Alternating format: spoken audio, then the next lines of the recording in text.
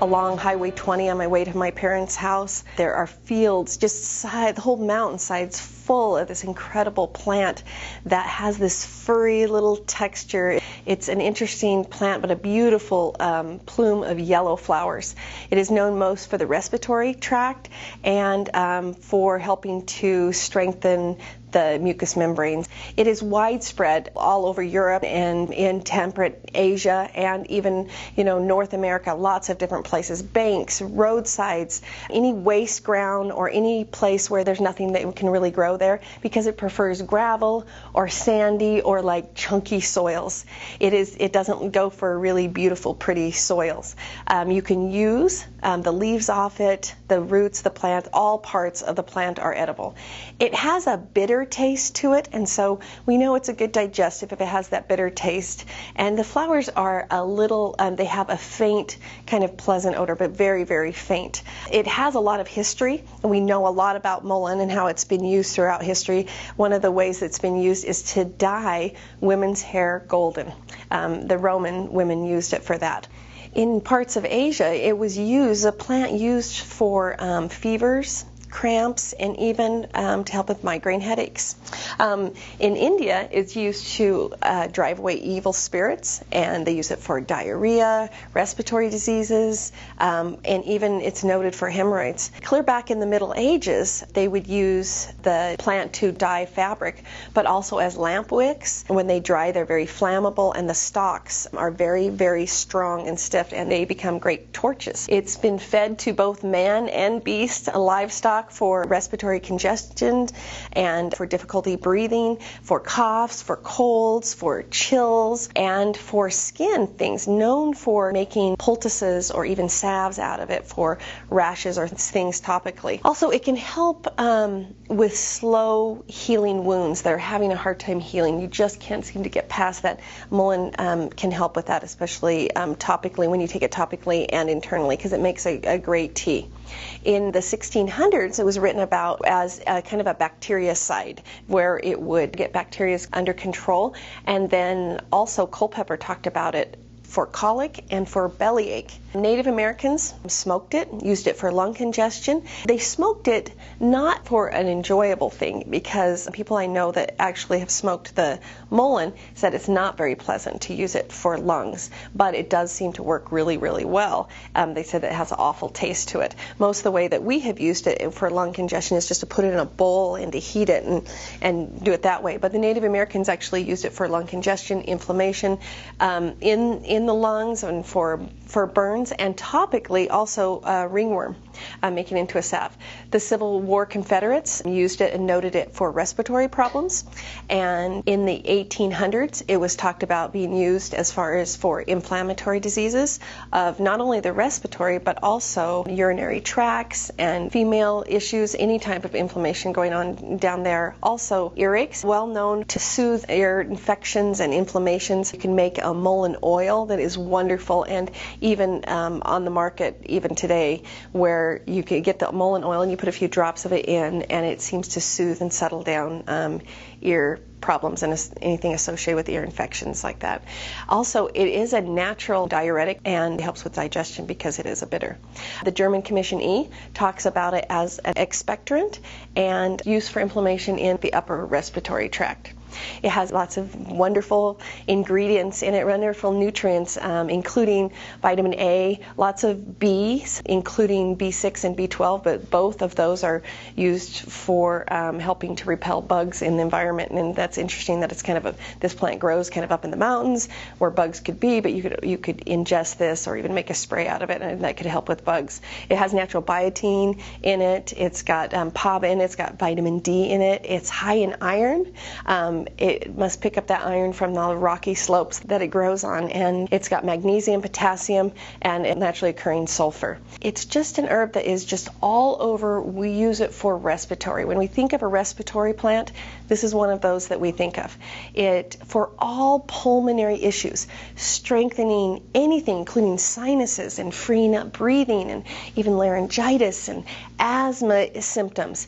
It's high in mucilage, which protects and soothes the membranes and gets them to just settle settle down. And sometimes when you have that inflamed situation, especially with the lungs, a tea of mullein can help just settle things down and help inhibit allergens from, wreaking havoc on the body. It is a natural spasmodic and has a natural astringent properties to it. It can help with cramps and seizing of the intestines, the cramping of it. A mullein tea can help settle those symptoms down. And it's been used in the past for lung hemorrhage and any just a broken down lungs that are just needing help, even to the extreme of being reported using it for hemorrhaging. It can help the body break up the phlegm and reduce the mucus in the body, thereby reducing the congestion and getting more oxygen into the body. It naturally helps with coughs, and has been used through the years for whooping cough symptoms and even croup, and even tuberculosis. That's one of the things that it definitely is written about, using this particular plant, because it's just all about, really all about the lungs. It has It has natural antiseptic properties, anti-tumor properties, antibacterial. It's a natural immune type of stimulant. It has it helps with antiviral properties, and you can use it for herpes type symptoms topically and internally to keep it under control. Also, it's one that's turned to often for influenza, for flu, and definitely for earaches and ear infections, for sure. Just well known for that.